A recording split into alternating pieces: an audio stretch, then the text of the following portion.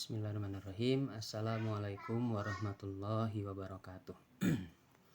Perkenalkan, nama saya Lutfi Zaini dengan NIM 22060316. Di sini saya akan mempresentasikan tugas individu mata kuliah telaah kurikulum dan kapita selekta mengenai sistem pendidikan di sebuah negara, yang dimana di sini saya mengambil sistem pendidikan yang ada di negara India. Baik, langsung saja. Di sini ada profil negara India. Nah, di sini ibu kota negara India ini yakni New Delhi, lalu kota terbesarnya yaitu Mumbai atau Mumbai. Bahasanya juga bahasa Hindi, adapun sebagian bahasa Inggris. Lalu pemerintahan di negara India Republik Federal. Presidennya yaitu Pranab Mukherjee. Lalu wakil presidennya juga Muhammad Hamid Ansari. Kemerdekaannya dari Britania Raya. Deklarasinya diselenggarakan pada tanggal 15 Agustus 1947. Ya, hampir sama dengan di Indonesia, beda 2 hari dan beda 2 hari 2 tahun. Lalu republiknya juga yaitu 26 Januari 1950. Luas total yang ada di negara India seluas 3.287.590 km persegi. Penduduk yang ada di negara India yakni 1.210.193.422. Mata uang yang ada di negara India 1 rupiah. 1 rupiah jika dirupiahkan itu sebanyak 197 perak. Lalu lagu kebangsaannya yakni Jan Gana Mana. Langsung saja ke slide selanjutnya. Di sini ada sistem pendidikan yang ada di negara India. Dalam bidang pendidikan, India mengalami proses panjang, dimulai dari zaman kuno sampai dewasa.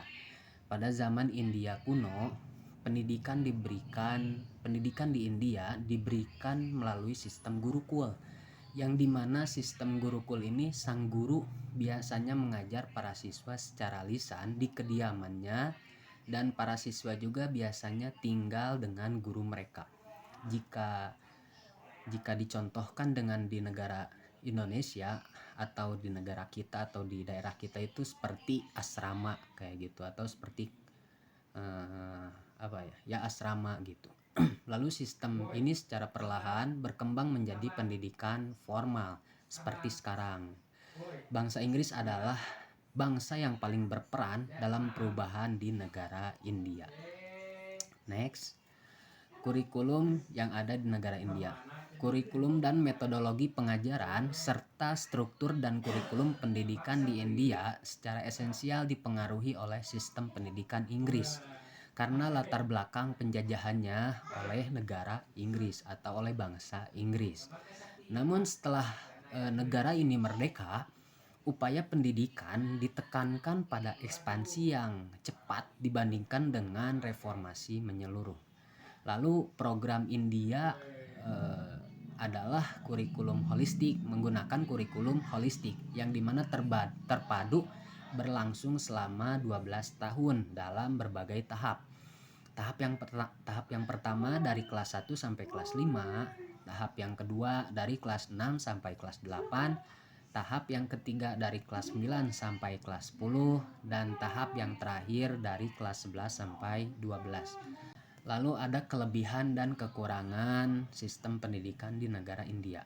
Kelebihannya yang pertama yaitu kurikulumnya mencakup bidang pendidikan yang luas. Lalu kurikulumnya juga menekankan pada studi budaya dan masyarakat, sehingga nanti anak-anak ditekankan atau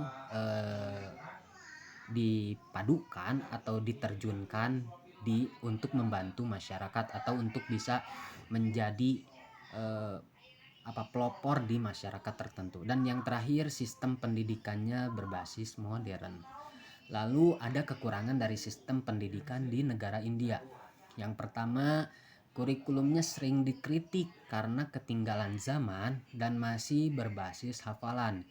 Yang sudah saya jelaskan tadi bahwa sistem pendidikan di negara India ini mengikut kepada bangsa Inggris waktu penjajahan karena latar belakang penjajahan. Lalu sistem pendidikannya juga tidak seimbang, lalu siswa dipaksa untuk berkembang secara akademis dengan standar dan harapan yang ditetapkan oleh orang lain. Jadi siswa tersebut tidak merasakan sendiri atau melakukan pembelajarannya itu sesuai apa yang diharapkan oleh orang lain. Dan yang keempat, siswa sering dipaksa untuk memilih jurusan yang tidak mereka sukai. Ini yang kurang yang kurang bagus gitu untuk kita atau untuk mereka atau untuk siswa-siswa, karena jika kita memilih jurusan yang tidak kita sukai, terkadang kita tidak menekuni tidak menekuni dengan tulus gitu atau dengan sungguh gitu. Tidak ada minat bakat dengan sungguh.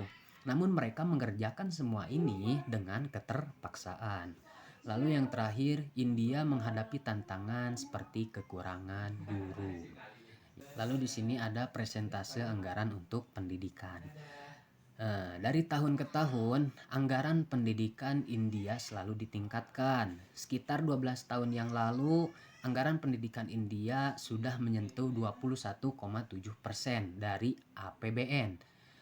Kini persentase itu sudah naik mendekati 30%. Bila dipresentasikan dari PDB, apa itu PDB? PDB itu ini produk domestik bruto, yang dimana ukuran nilai total barang dan jasa yang diproduksi di suatu negara atau wilayah dalam periode waktu tertentu.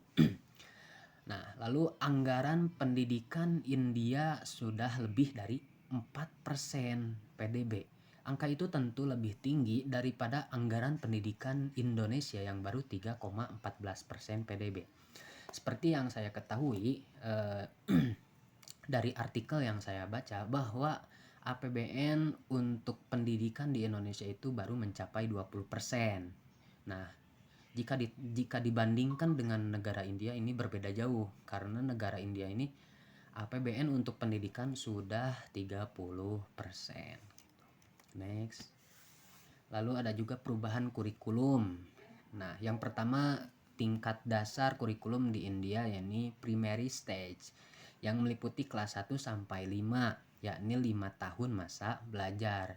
Ini dilaksanakan di 20 negara bagian dan teritoria India, seperti dilaksanakan di daerah-daerah di negara India. Lalu yang kedua, pendidikan tingkat menengah atau middle stage. Ini meliputi kelas 6 sampai kelas 8. Diselenggarakan di 18 negara bagian dan teritoria India.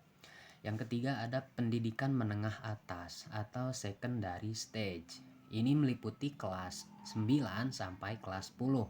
Kelas ini juga diselenggarakan di 19 negara bagian dan teritoria India. Selanjutnya ada gaji guru.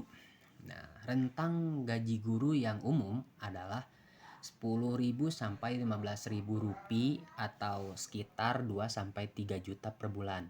Nah, jika kita hitung dari rupiah ke rupiah, 10.000 rupiah itu sebanyak 1.921.000 jika dirupiahkan. Lalu 15 rupiah itu mencapai 2.882.000 rupiah.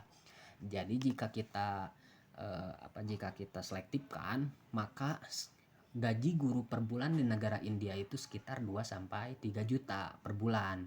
Angka tersebut sudah termasuk akomodasi standar.